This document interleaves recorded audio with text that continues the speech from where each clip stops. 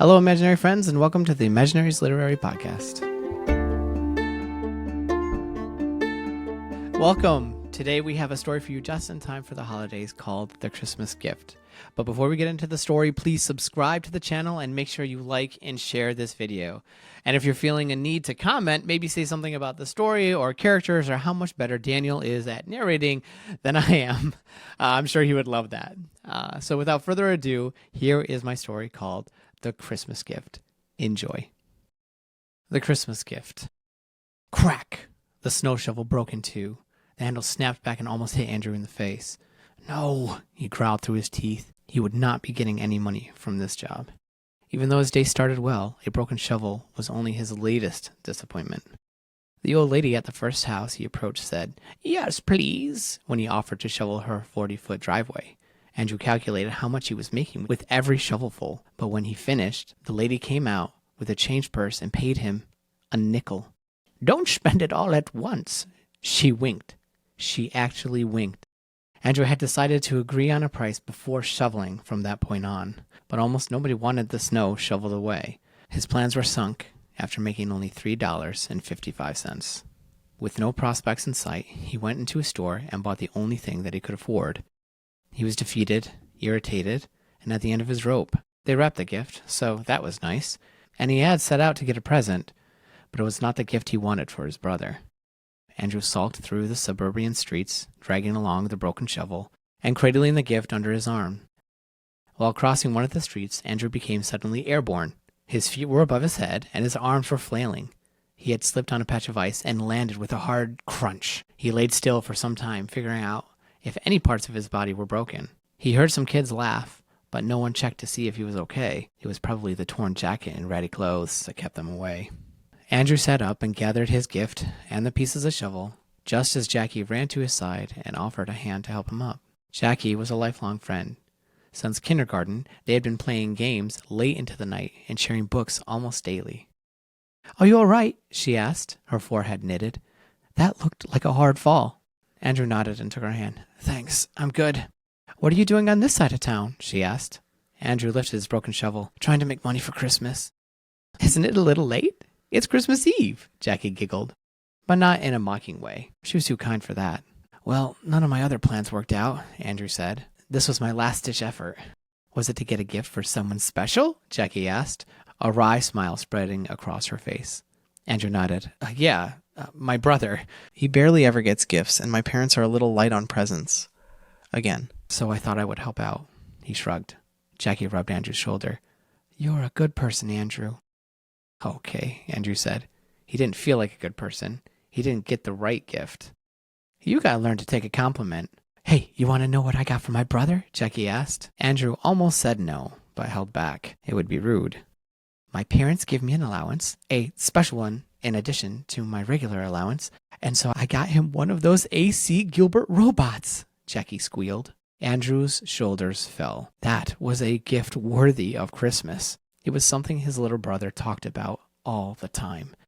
Like when he'd come home from school and announced, "Jason McDowell said that the A.C. Gilbert robot was the greatest thing in the whole world." Or when he'd come home from his friend's house, "Michael's parents said they were getting him a brand new A.C. Gilbert robot. Lucky kid." Or when he'd woke in the morning, "I just dreamed that Santa brought me an A.C. Gilbert robot. Do you think he'll bring me one? I've been on my best behavior." He had been really good, and it broke Andrew's heart. His brother would never get one. It didn't feel right at all. Andrew remembered all the years that went by without getting any of the gifts he wanted, and how it had crushed his spirits. It didn't take long for Andrew to become a Santa denier. He didn't want that for his brother, but it looked like another year would go by without his brother getting what he wanted. Andrew squeezed the wrapped gift in his hand so hard that he tore the wrapping paper. "Isn't that amazing?" Jackie said. "It looks like you've ripped the—" "Well, I've got to get going," Andrew said. He turned to leave so fast that he slipped on the ice again, only this time he didn't fall, but the gift in his hand did. "Is that the gift?" Jackie said, snatching the present from the snow and examining it. "No, it's nothing." Andrew tried to take it away, but Jackie swiftly turned and clicked her tongue. "Whatever. What is it?" Andrew shifted his weight. He didn't want to be rude and snatch it from her. He hated Christmas, but he wasn't the Grinch. Jackie continued, "It's not like a birthday wish. It won't go away if you tell me what it is." Andrew smiled, but it turned into a grimace as he thought about her reaction if he told her that it was a lousy pair of off-brand low-ankle black socks. "It's nothing, Jackie. Just give it here." His tone was much less friendly than he intended. "Okay, keep your secrets." Jackie handed the gift back. Andrew thanked her and walked away. "Merry Christmas, Andrew," Jackie said cheerily. "Yeah," Andrew said. He didn't like saying Merry Christmas. No Christmas had been merry for him, and this was the year that would crush his brother's spirit. He knew it. "Hey, you're still coming to my house tonight, right?" Jackie yelled. "For the party?" She had invited half of their school to their annual Christmas Eve party, and most of them were planning on coming. "It wouldn't be the same without you." "Yeah, sure," Andrew said without stopping. "Great, see you tonight," Jackie called. Andrew cradled the gift in his hands, not to protect it, but to hide it. The sun was set and the sky turned a stale gray. But Main Street was bright and bustling. Lights, white, green, and red, blinked on and off. Shoppers packed the stores and sidewalks, and surprisingly, carolers stood on the street corners. Their a cappella songs filled the street. Bakeries threw their doors wide, and their sugary treats coated the sidewalks in a sweet, sweet aroma. The orange glow from the shops was warm and inviting. Snow fell in picturesque slow motion. But where most people saw a perfect scene ripped from a magazine, Andrew's attention was on the dirty slush on the road, the squelching snow on the sidewalk, and the burning smell of diesel in the air. He pushed forward, weaving through the busy shoppers, aiming to remain unnoticed. He tried avoiding the store windows filled with toys, games, and sweets that he could never afford. He tried, but failed. The colors pulled him in. Plush dogs flipped through the air. BB guns gleamed under the lights. A.C. Gilbert robots walked in jerky circles.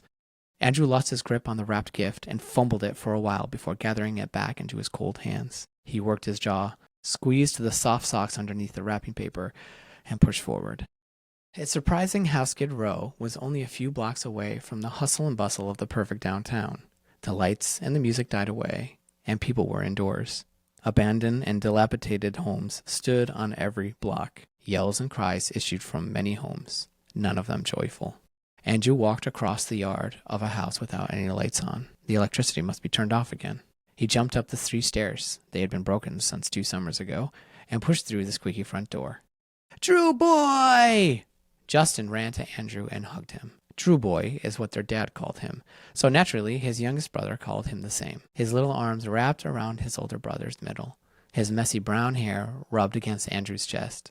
He wore a pair of Andrew's old pajamas under his battered coat. He often slept in that coat to stay warm through the night. Andrew held the gift behind him with one hand and hugged his little brother with the other. The scant light in the room came from 3 mismatched candles. It felt colder in the room than outside.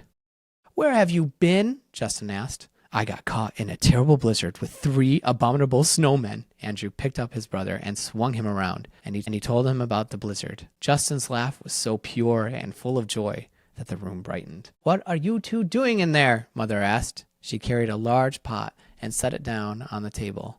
It smelled like boiled onions. "Sounds like you're tearing the house down. Now come eat." "Wait, I need to take care of something," Andrew said. He ran up the dark, creaky stairs as his mother's words of "hurry up" followed behind. He ran into his dark room and placed the half-open gift in his top drawer. Justin wouldn't look there. He was a good boy. But in the dim glow from the streetlights and the moon's light sneaking in through the cracked bedroom window, Andrew knew he needed to rewrap it. Maybe there was some old wallpaper he could tear off and use, but that would have to wait for later because his mother was calling him. Andrew came back down the dark stairs and sat at the wobbly table. The mismatched bowls were filled with a brownish liquid, his mother's go-to when nothing was in the house. It was neither soup nor broth. It was pretty much nothing. "No dad tonight?" Mother shook her head. "He's working late and trying to get the electricity turned back on. For Christmas." Andrew nodded. "Drew boy, do you want to see what I drew today?" Justin said. His smile was genuine and hurt Andrew's heart a little. How could he smile like that when everything was so wrong? "Yeah, I do." Justin pulled up a piece of old paper. On it, drawn in crayon, was a picture of their living room. There was a bright tree with presents piled beneath. He had drawn a crude self-portrait, smiling, and opening one of the gifts as Santa climbed back into the chimney. The whole family stood off, watching Justin and smiling. "This is great. Andrew said. A lump in his throat formed, but he pushed it down. Thanks, Justin said. I'm so excited for Christmas tomorrow. He returned to his warm liquid, the smiling never leaving his face. Andrew looked over the drawing again, his eyes constantly returning to the gifts under the tree and Justin's smile. I've got to go, Andrew said. Where? His mother said. I'm going to Jackie's party, remember? Mom nodded. Don't be too late. Yeah, don't scare Santa away, Justin said. I won't, Andrew said as he left. Andrew walked through the town again. Families were out and about buying gifts, warm drinks, and candy canes. More than one kid was enjoying a new toy as a Christmas Eve gift. Andrew didn't blame his parents. He wasn't sure who to blame, but he felt guilty. All these families were having a good Christmas. Why couldn't Justin just have one good year? Andrew passed a church where the people were setting up a nativity scene. The sign next to it said, "The greatest gift given to man." Andrew scoffed. It pained him that he only got his kid brother a lousy pair of socks. He lowered his head and walked on, racking his brain for ways to make his brother's Christmas better. The lights at Jackie's house were bright and warm. Untouched snow blanketed the yard and perfectly trimmed bushes. It looked like a house from the movies. Andrew was willing to bet she'd never had her electricity or water turned off. Music and conversations floated out into the streets from inside. Andrew's insecurities ran through his mind. He debated whether to go to the party or not. Hey, Jackie said from the front door, you came! Yeah, Andrew said. Now he had to go in. The house smelled incredible, which made Andrew feel even worse, wondering if he stank. He could feel the sweat beading in his armpits. He decided not to remove his old jacket. Jackie brought him to the kitchen, where there was an incredible spread of food. Turkey, ham, stuffing, cookies, and too many festive sides to count. And the drinks, there were a rainbow of colors, more flavors of soda than Andrew even knew existed. His mouth watered so much that he couldn't speak for fear of drooling. He reached into his pockets to confirm they didn't have any holes in them. He would be bringing snacks home tonight. Quick, make up a plate and meet me in the living room. I want to show you the decorations I put up.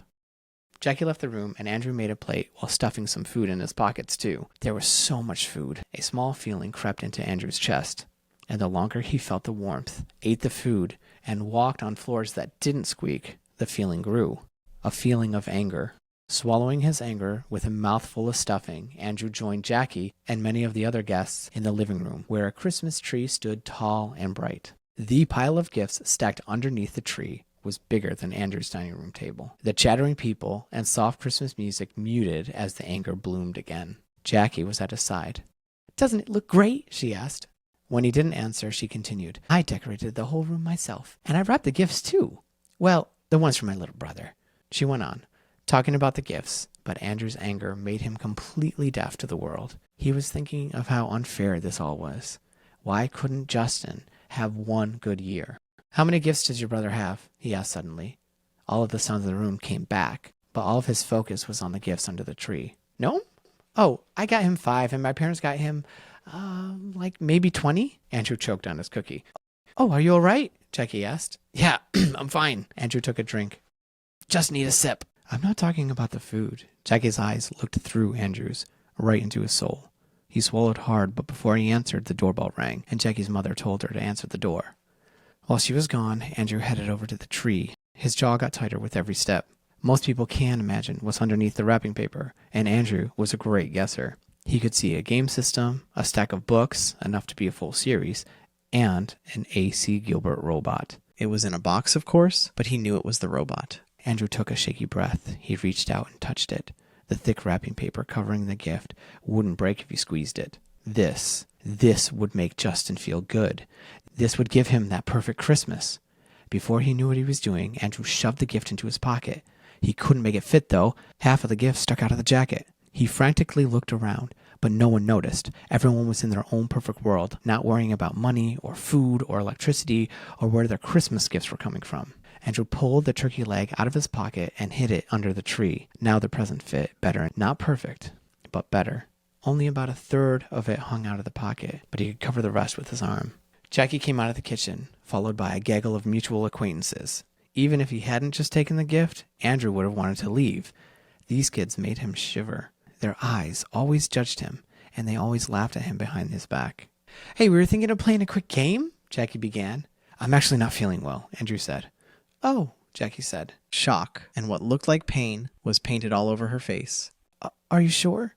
Andrew barely nodded as he left. No, retreated, without another word. The crowds were home, all tucked in their beds, but the lights were still warming the streets with their colors. Music still played over the hidden speakers. Lingering sweet smells mingled with diesel hung in the air. Andrew's stomach bubbled. From the guilt or excitement, he wasn't sure. He shuffled through the slush and powdered snow. His cheeks and the tip of his nose burned from the cold, but he felt warm. So did the gift in his pocket. It felt like a fire at his side. He felt good. He danced in the streets and cried out, "Wahoo!" Every negative feeling was pushed aside. Justin was going to have the best Christmas ever. Andrew raised his hands high. He thanked God. He ho-ho-hoed. He was Santa this year. A cat tipped over a trash can with a loud clang. Andrew froze. His happiness was gone in an instant. What if somebody found out that he stole the gift? What if they were coming after him? Well, what if somebody took the gift from him? There were many families that would go without gifts tomorrow. Andrew searched around. He was standing outside of the church again, but the nativity scene that they had just set up had been destroyed. The characters were thrown this way and that, and it looked like long lines of spray paint stained everything. Andrew looked around to see if anybody was there. Nobody was. He hunched his shoulders, slipped his hand into his pockets, one resting protectively over the wrapped gift, and marched. He didn't dance for the rest of the way home. He didn't even smile. A cold wall hit him when he entered. Barely any candles were left lit. Mother and Justin were in bed. Andrew could see it now. Justin begging his mom to let him go to bed, his excitement motivating him. This year, he's got something to be excited about. Andrew placed the gift under the old, tattered tree in the cold, dark living room. It was one of only 3 gifts underneath. He pulled the tag off and stuffed it in his pocket. Someone cleared their throat in the kitchen. Andrew knew it was his dad before he saw him. "You made it home," Andrew said. His dad nodded and took a sip of something in a bowl. "I had to pull a late night, but I finished in time to come home to everyone in bed. Or so I thought." "Yeah, I went to a party," Andrew said. "Jackie's?" Andrew nodded. "She's a good friend," his father said. "It's hard to find them these days. Keep her close." Andrew blinked, trying to push down the rising guilt. He didn't want to think what would happen tomorrow when Jackie's family found the robot missing. "What do you have there?" his father said, pointing to Andrew's pocket. For a brief moment, Andrew almost lost it. His dad was about to find the A.C. Gilbert robot. He knew it was Jackie's, but Andrew breathed deeply and pulled out a turkey leg. "It's from the party," Andrew blurted, relieved, but also a new guilt. He'd never lied to his father before. Andrew handed him the food. "Did they say you could take this, Drew boy?" Andrew swallowed and then croaked, "Yes?" His father's eyes searched him. Not accusatory, just searching for the truth. "Jackie said I could take whatever I wanted," Andrew reasoned. "I think she meant for the party, not to bring home," his father sighed. "I think it's fine this time. Not sure they'll want a linty turkey leg anyway." The two laughed. Andrew's was forced. "Son, just because we need something doesn't mean we should just take it." "But Dad, we need this more than they do. They'll probably just throw it away. It'll be wasted." "You've got a good heart and good logic, but it's not our food. They've earned it. They bought it, not us." "But we need it, Dad." "Well, maybe some of us," his dad patted his own stomach. "I still have some I can spare." He laughed at his own joke. "Andrew, I'm not upset with you. I am proud of you. You're thinking of the family. If you would have purchased this with the money that you made from shoveling, that would be different, and less linty. But son, it's their food for their party." Andrew didn't fight. Whether or not he agreed with his father, he wanted the conversation to end. His stomach was bubbling again. "Does that make sense?" Andrew nodded.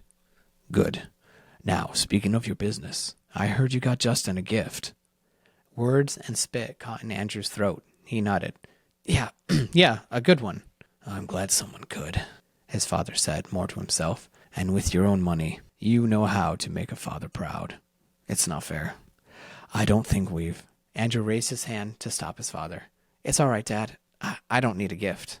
His father tightened his jaw. "I don't deserve one anyway," Andrew thought. "You're an amazing kid, you know that. I am so proud of you, Drew boy." His father stood and hugged Andrew, who hugged back, but not as tightly. "All right, get to bed, so that Santa can come." His father laughed again, and Andrew was only too happy to go. Andrew tossed and turned all night.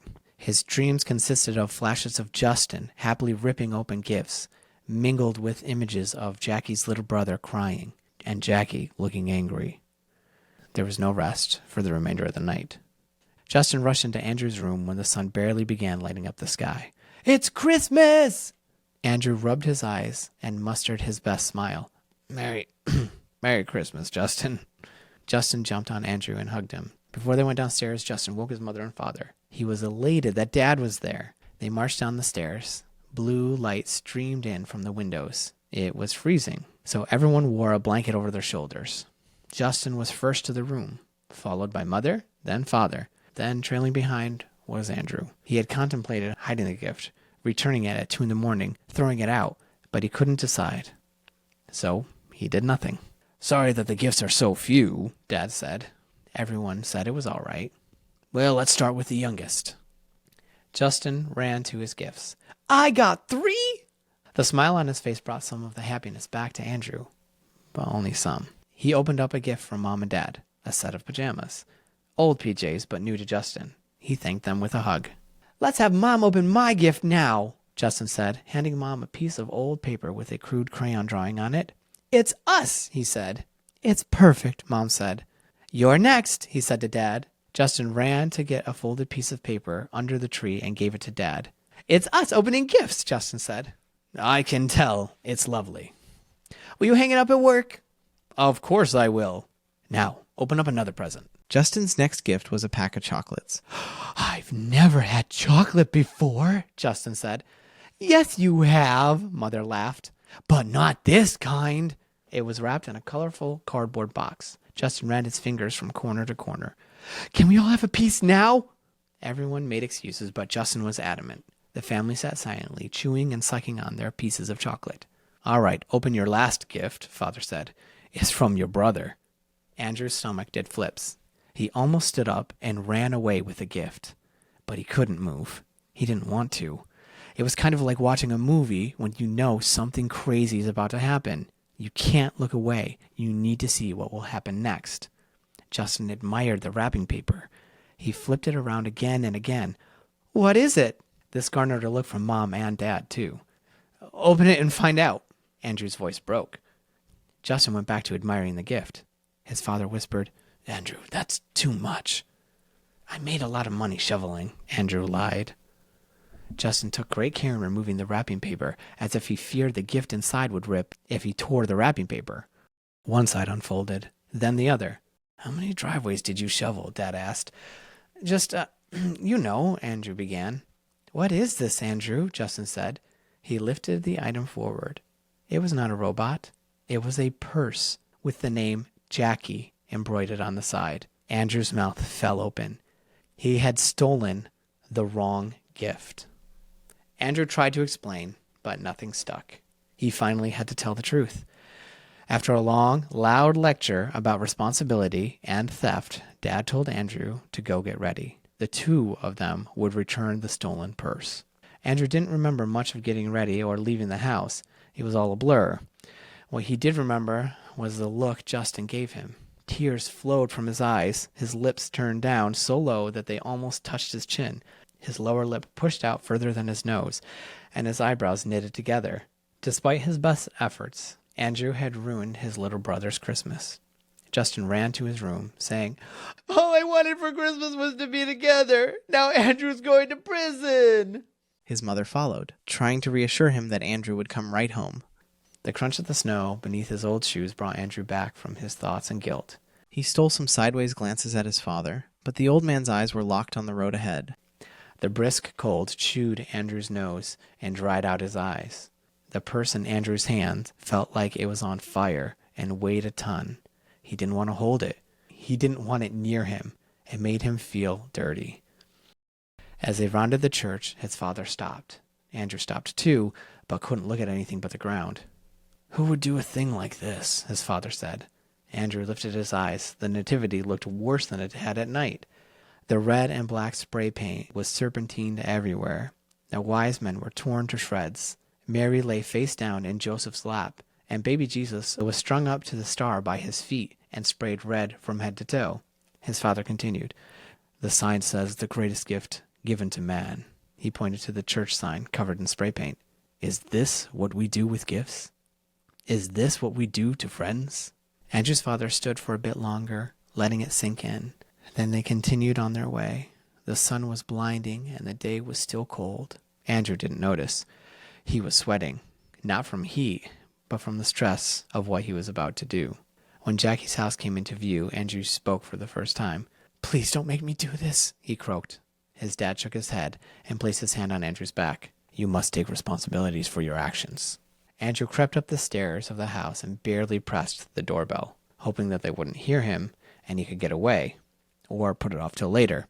But Jackie's little brother, Noam, answered almost instantly. "Is Jackie here?" Andrew's voice cracked. Noam rolled his eyes. "Jackie, your boyfriend's here!" Andrew's cheeks burned. Jackie came to the door with a smile on her face. "Sorry about him." When she looked over his shoulder, Andrew fidgeted. "Why's your dad here?" Jackie shut the door behind her and crossed her arms across her chest. "Is everything okay?" she said in a whisper. Andrew began. He didn't know why he looked back at his father. Maybe for support, or because he couldn't look at Jackie without his stomach burning. His dad nodded, which didn't encourage him, but pressured him to do the right thing. "Jackie, when I came to your party last night, I took something." "Oh, Andrew, I know." The smile on her face gave Andrew such relief. "I know your family doesn't have much. I was happy you took it." Andrew's shoulders relaxed and he smiled for the first time in what felt like forever. He took the bag from behind him. "Oh, thank God. I was so afraid that you would hate me for—" His words caught in his throat when he saw the change come over Jackie's face. "What is that?" she asked. Andrew swallowed hard. "It's what I took. It's the gift." Her eyes narrowed, her lips pinched, her jaw tightened. "You took a gift?" "Yeah, I thought you knew." "I was talking about the food, Andrew. I saw you take the food." Her breathing grew heavy, and her words were more punchy. I was a little upset about the food, but a gift? One of my gifts? What are you, a klepto?" Andrew shook his head. He was speechless. He still held out the bag between the two of them. Her hand darted out and snatched it out of his hand. "This was a gift from my mother. It was the only thing I asked for." "I'm sorry," Andrew whispered. He bit his lips. Jackie was looking the purse over, searching for imperfections like a dog on the hunt. "Why did you take my gift?" "I did it for my brother," Andrew said. "Yeah, right. I don't want you to come around here ever again." She ran into the house and slammed the door behind her. "That sucked," Andrew said to his dad. "Good. When you do something wrong to your friends and family, it should suck. There are consequences to your actions, good or bad." Andrew winced. What consequences will his dad give him, he wondered. His dad put an arm around his son. "Don't worry. You'll have consequences, but they won't last forever." "I think this is the worst thing I've ever been through." "It probably is, but it won't stay the worst thing forever, which is good and bad. Life has funny ways of setting you up just to throw you down further the next time. The good thing about that is that we get to choose how we react to it. This time, you reacted badly, and look at all the trouble you're in. The question is, what will you do the next time life throws you down?" "Not that. Never that. My brother cried and my best friend hates me." "Maybe." "You think that she'll ever forgive me again?" "Who, Jackie?" "I think so. The hurt is almost always the worst when you first find out your friend betrayed you. But then it fades and is forgotten after a while. So yeah, she's good people. She'll come around."